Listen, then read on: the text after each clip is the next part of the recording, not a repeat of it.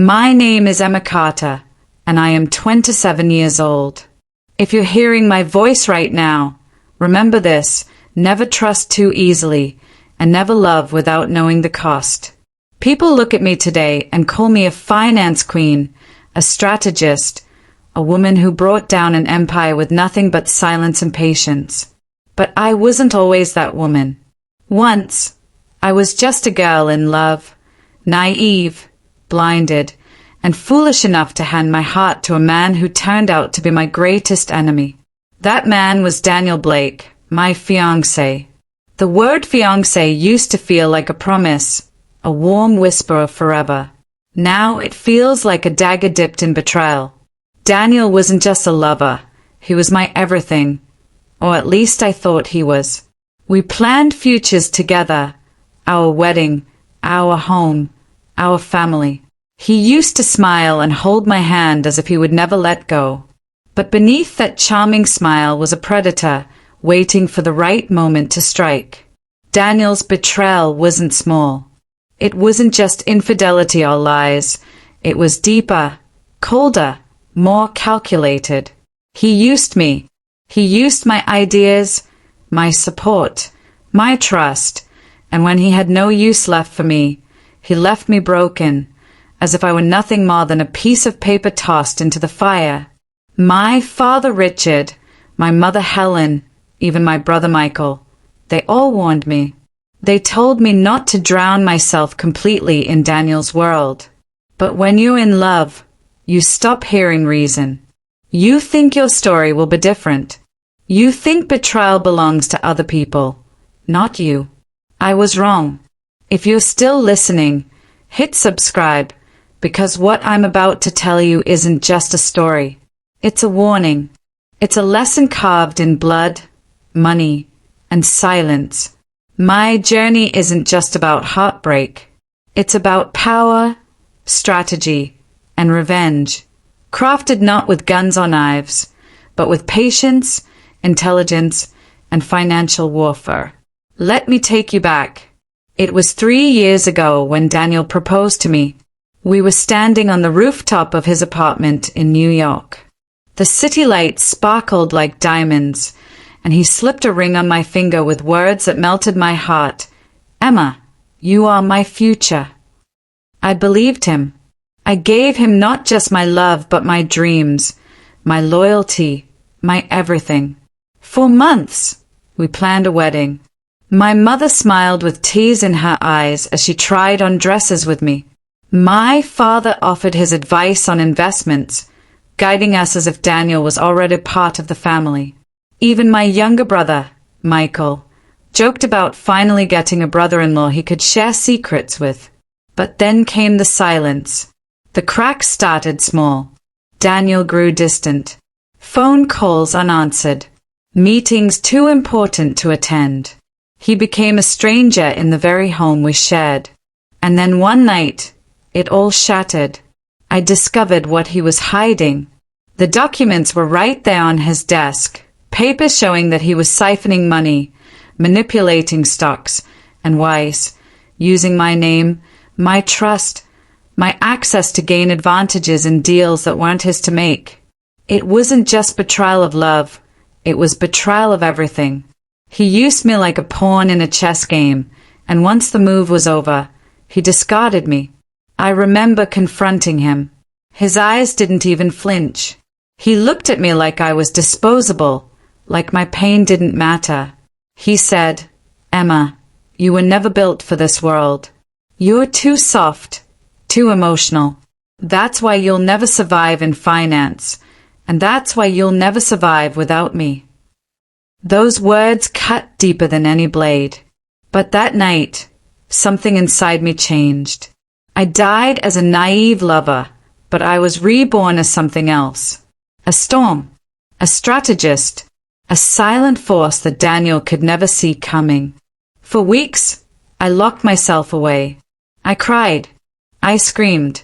I broke glasses against the wall until my knuckles bled. My mother begged me to move on.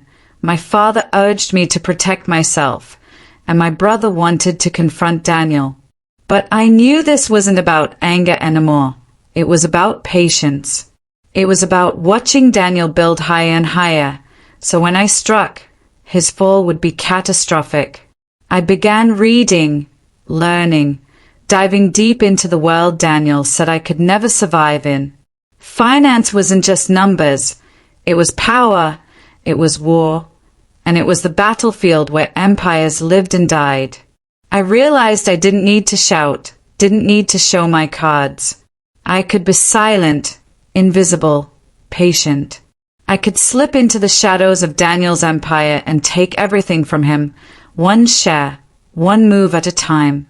You see, Daniel's arrogance was his weakness. He thought I was broken.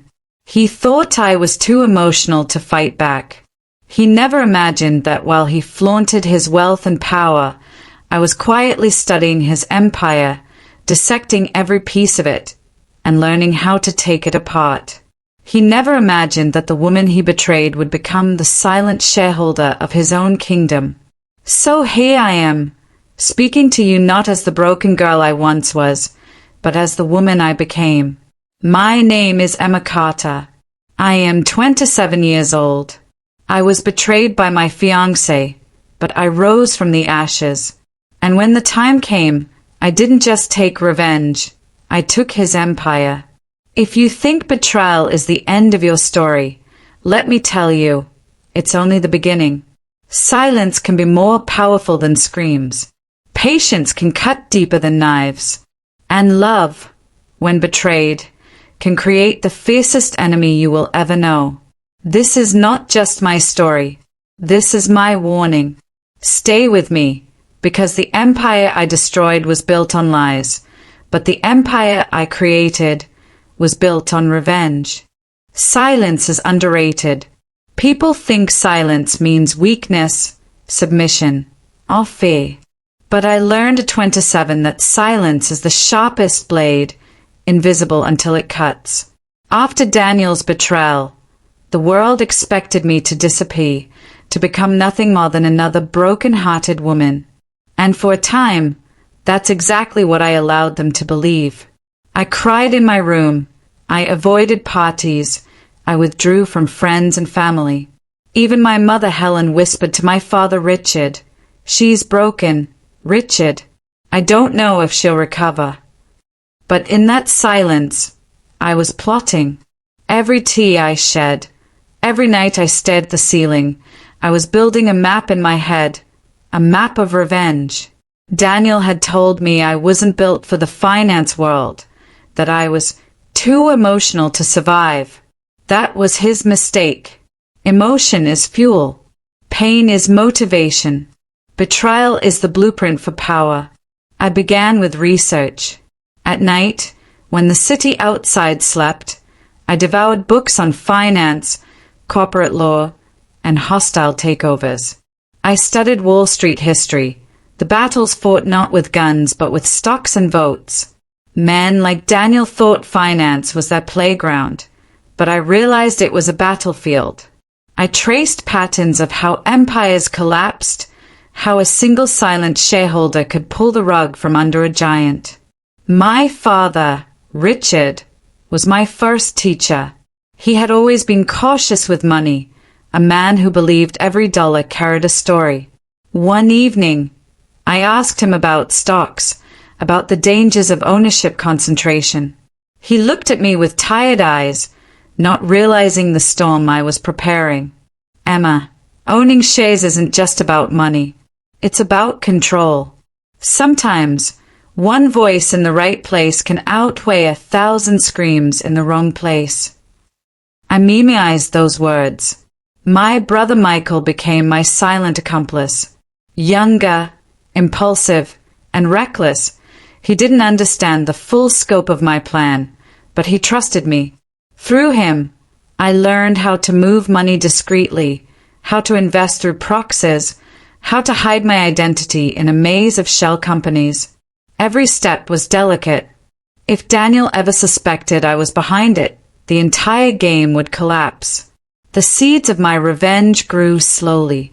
I started small, buying insignificant shares in Daniel's company through anonymous brokers. No one noticed. Daniel didn't notice.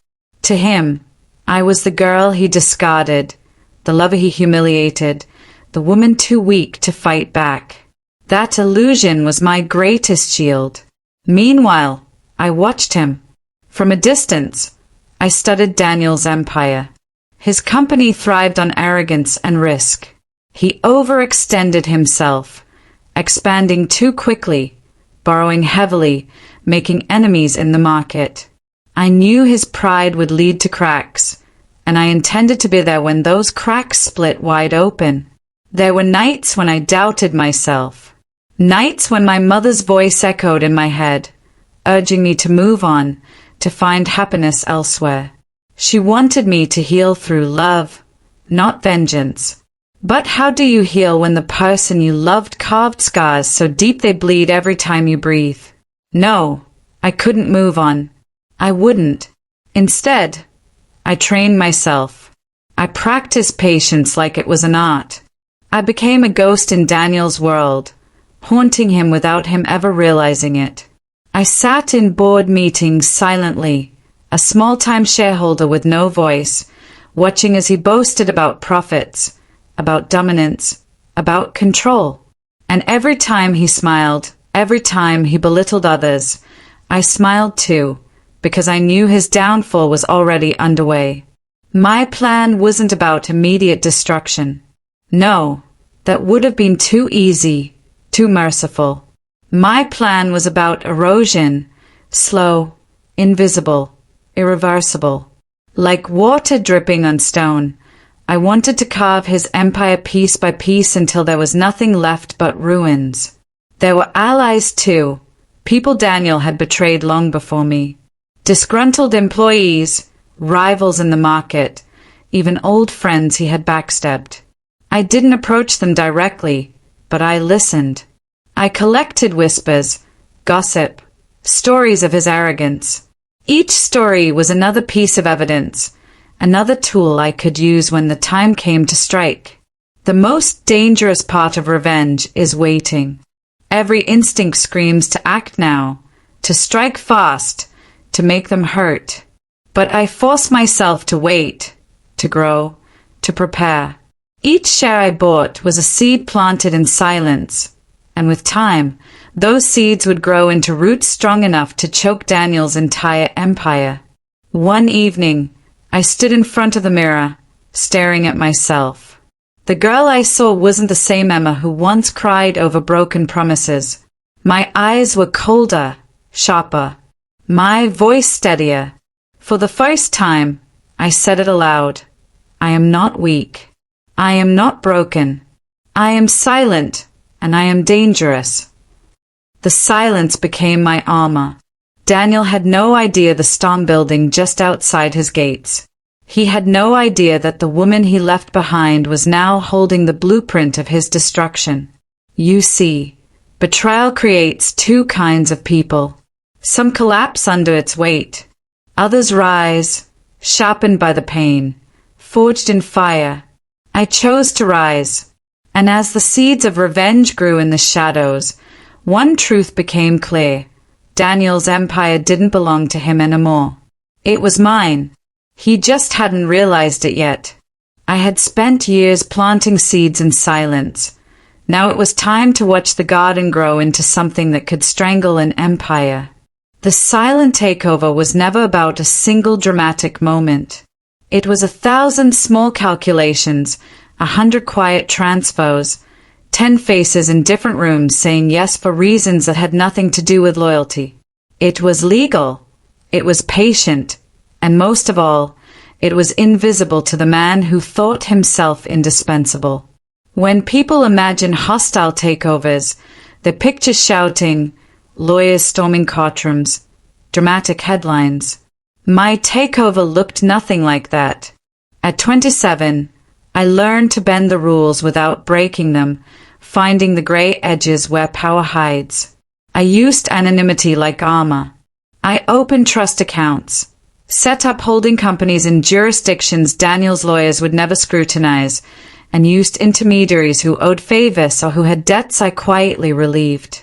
Each acquisition was small, 0.5%, 0.8%, numbers that felt meaningless to anyone scanning a daily report.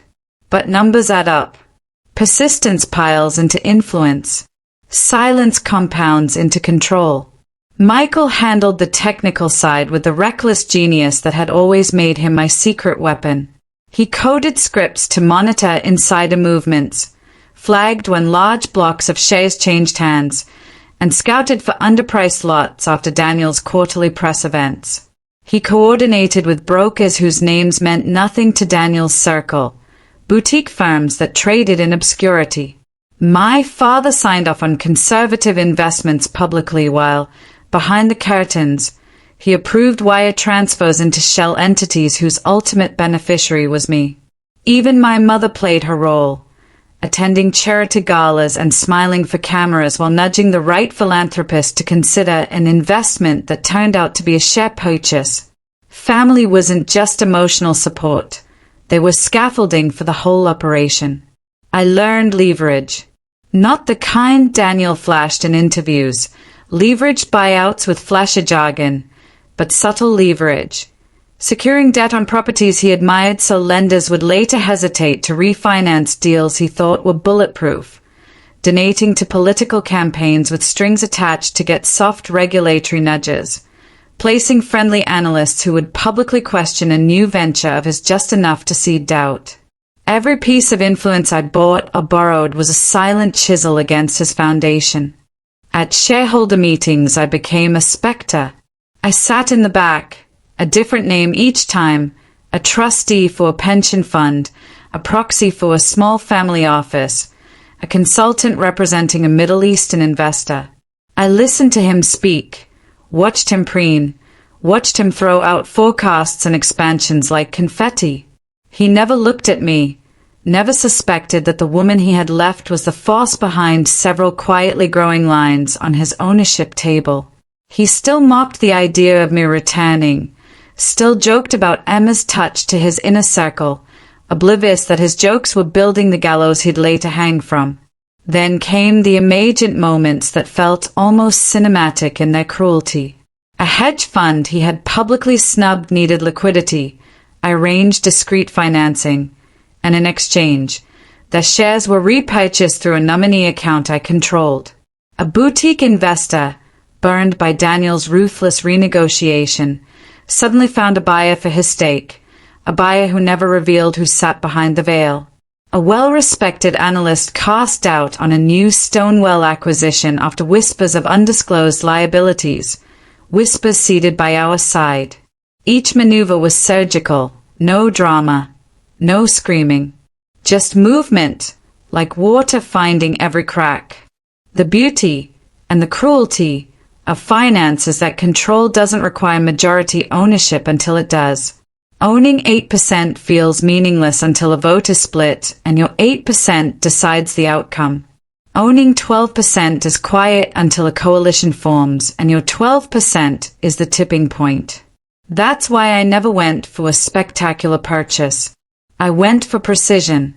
I courted disillusioned board members with quiet lunches, offered them a future where their legacies weren't collateral to Daniel's ego.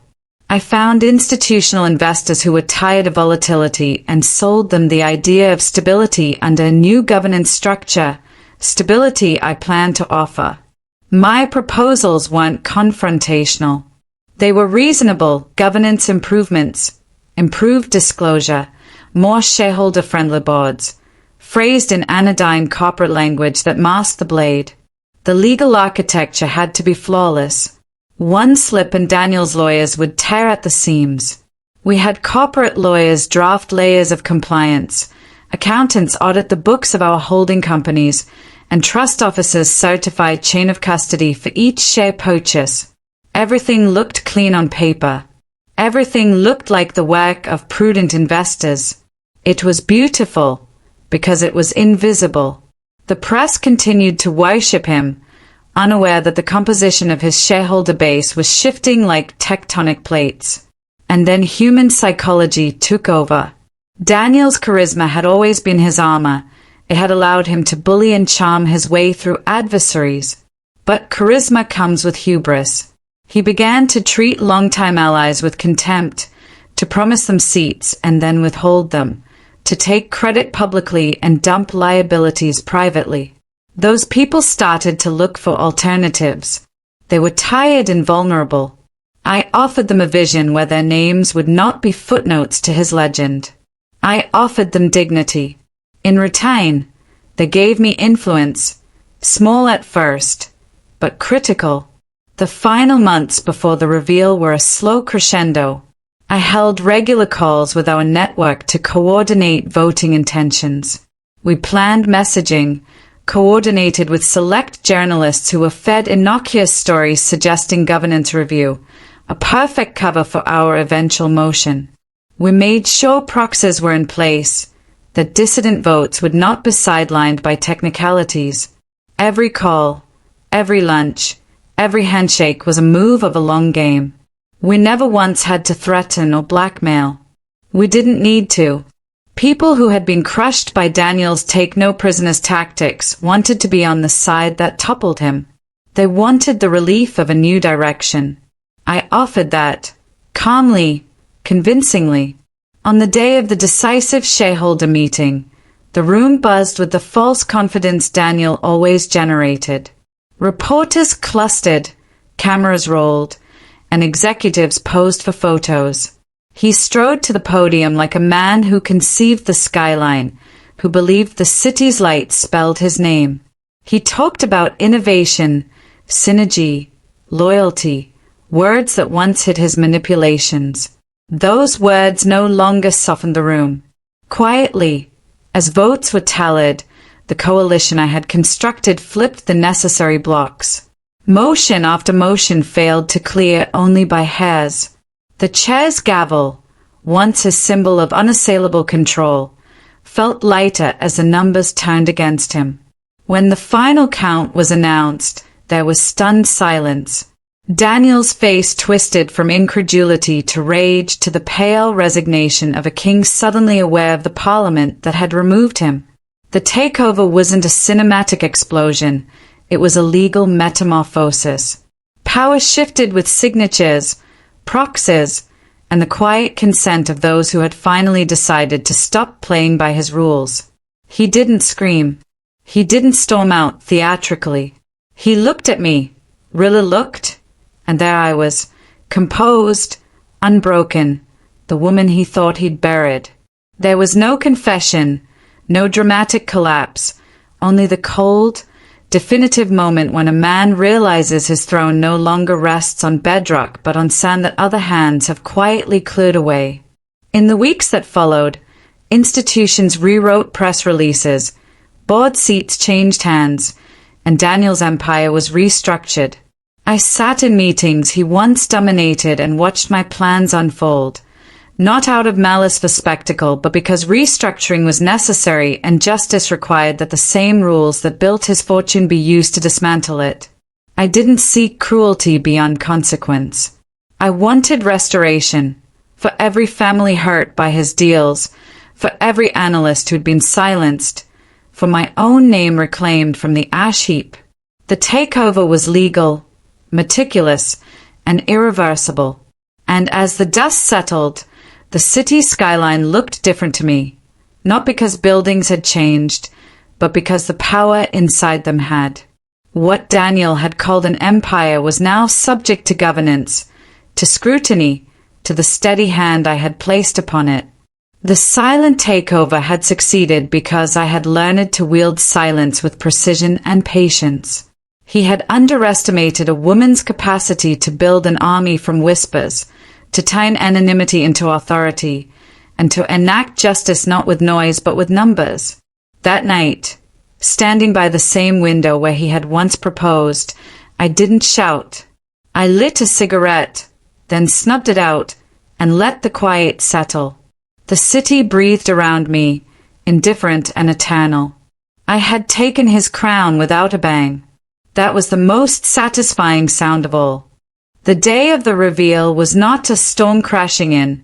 It was a storm that had been building silently over calm waters until the lightning finally split the sky.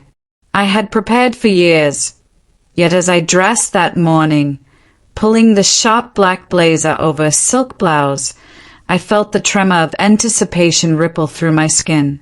At 27, I had orchestrated a takeover grander than any revenge fantasy could script, and yet the most delicate part, the reveal, still lay ahead.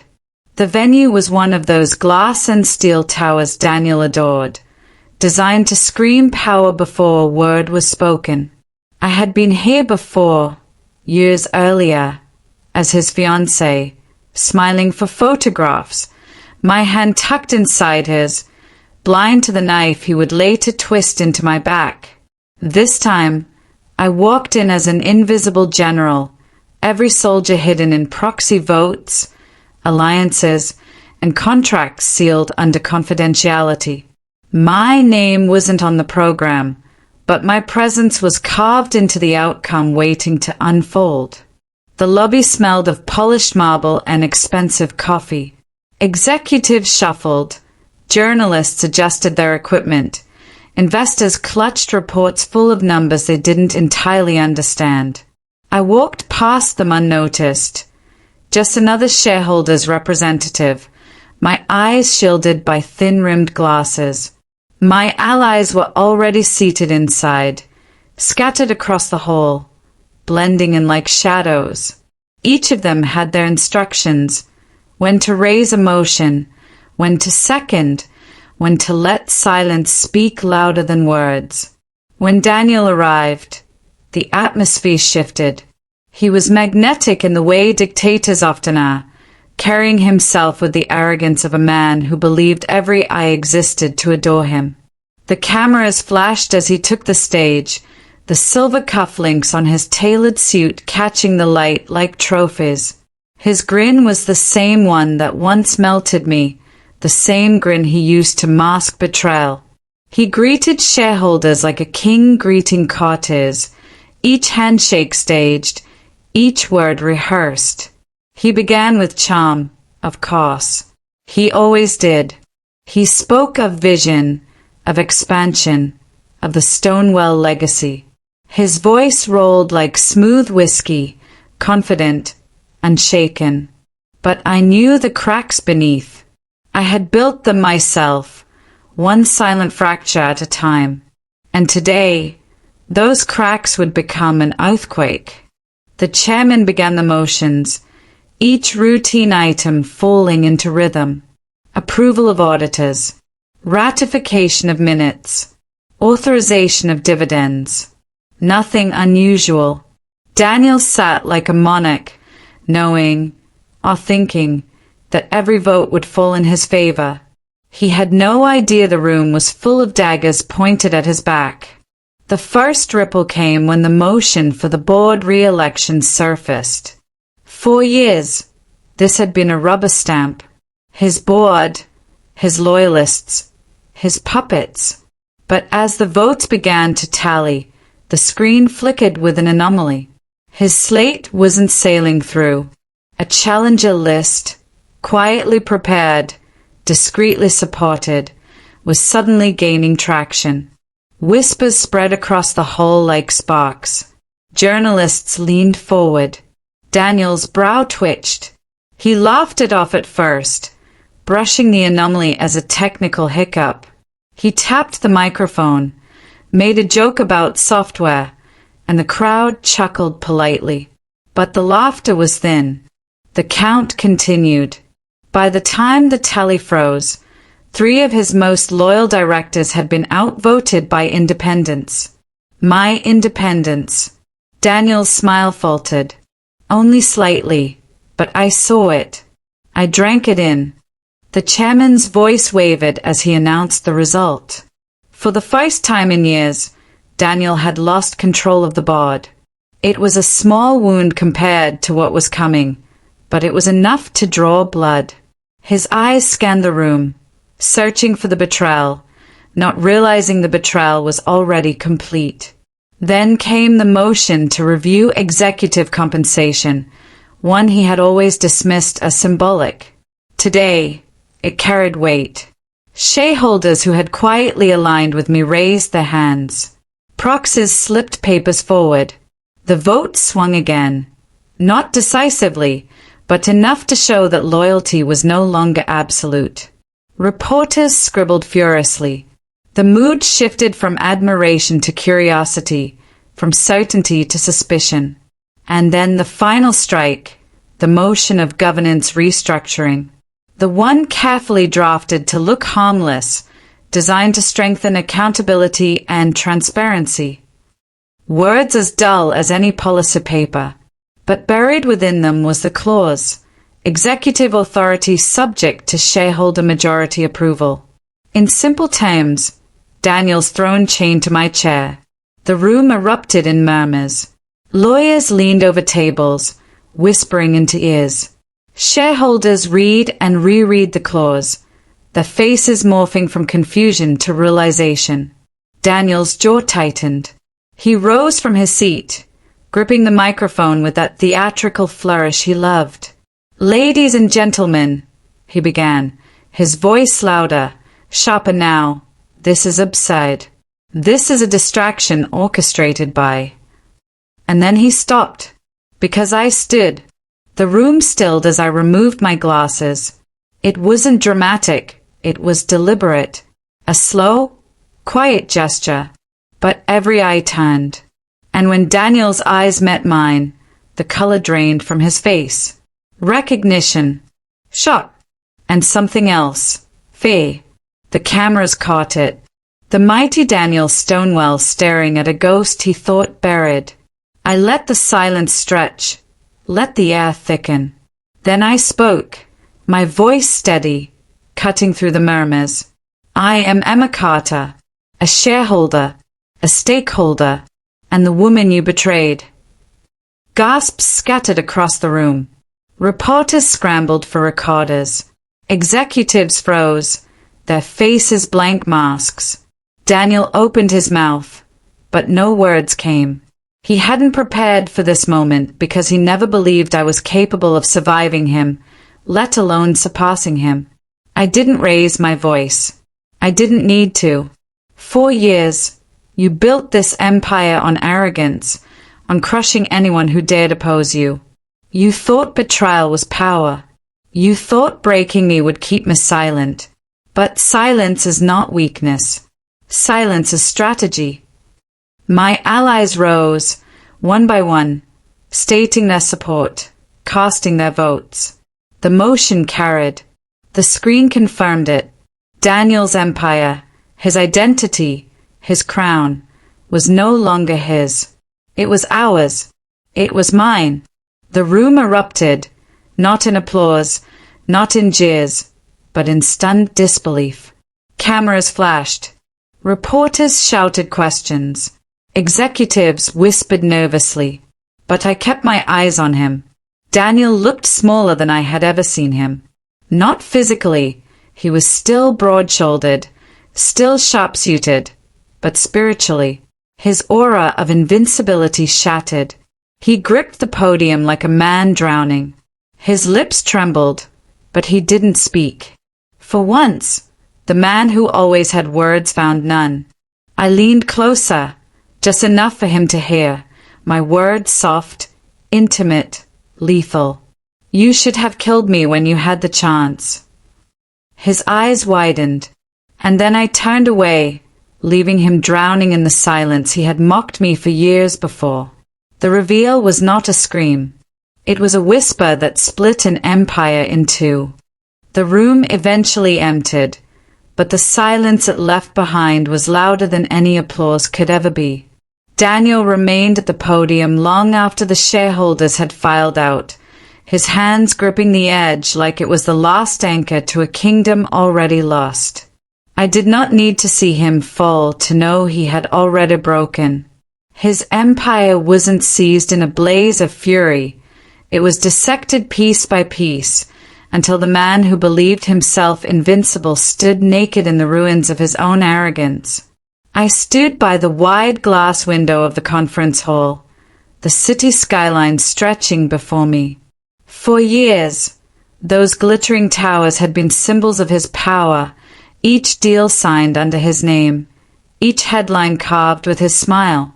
Now, as the dusk settled, the lights looked different. They no longer spelled his name. They whispered mine. The press swarmed him at the exit, hungry for comment, desperate to capture the fall of a king. But Daniel had no words. He moved like a man underwater, slow, heavy, suffocating. The cameras flashed and captured his downfall. But I didn't watch. His humiliation wasn't my goal. My goal had always been clarity, that he would understand what betrayal costs, that he would know silence does not mean surrender. When the last echoes of commotion faded, I finally allowed myself to breathe. For so long, every step I had taken had been calculated, every word rehearsed, every smile a mask. Now, for the first time, I didn't have to pretend. I was not the broken woman he abandoned. I was not the pawn he thought he could discard. I was the queen seated on the throne he built for himself. I walked into the boardroom, the same room where decisions worth billions had been made. Only this time, the long mahogany table wasn't filled with his allies. It was filled with mine. New board members, independent voices, investors who had once been silenced by Daniel's dominance now leaned forward, waiting for me to speak. And I did, calmly, firmly, with a tone that carried not just authority, but finality. We are no longer Daniel Stonewall's company, I told them. We are stronger, steadier, and accountable. This empire was built on arrogance and intimidation. From this moment, it will be governed by strategy, integrity, and balance, not fear. The room nodded. The pen scribbled. Resolutions passed. Each decision, each vote, was the official dismantling of his legacy and the erection of mine. He hadn't just lost power. He had lost history. Because history remembers the victors, not the fallen kings who underestimated them. Later that night, I returned to the apartment where he once proposed to me, the penthouse he thought I would never see again. It was empty now, stripped of the lavish decorations and photographs he once flaunted. I stood where he had knelt years ago, holding a ring, whispering promises that curdled into lies. I touched the marble floor, cool beneath my hand, and whispered to myself, this was never your empire. It was always mine. You just didn't see it. The irony tasted sweet. He had left me shattered, certain I would never recover. But my scars had become my armor. My silence had become my sword. And his arrogance had been the very fuel that carried me to the throne. Justice doesn't always roar. Sometimes it whispers. Sometimes it waits. And sometimes it dresses as patience until the perfect moment arrives to strike. Daniel would live on, of course. Men like him always do. But he would live in the shadow of the empire he no longer controlled, forced to watch from the sidelines as the woman he betrayed turned his monument into her dynasty. Every headline, every quarterly report, every photo of me at the head of the table would cut him deeper than any blade ever could. His punishment was not exile, it was irrelevance. And as for me, I did not celebrate loudly. There was no champagne sprayed into the air, no shouting, no fireworks. My victory was sharper than that. My victory was sitting in the silence of a boardroom where my voice carried the weight of law. My victory was looking out over a city that had once belonged to him and realizing it no longer recognized his crown. I was 27, betrayed, broken, underestimated. And yet, I had done what no man in his world had dared. I had taken him down with his own rules, with his own weapons, on his own battlefield. I was not Emma, the discarded fiancé. I was Emma Carter, the silent shareholder who became the queen. and Daniel Stonewall would never forget it.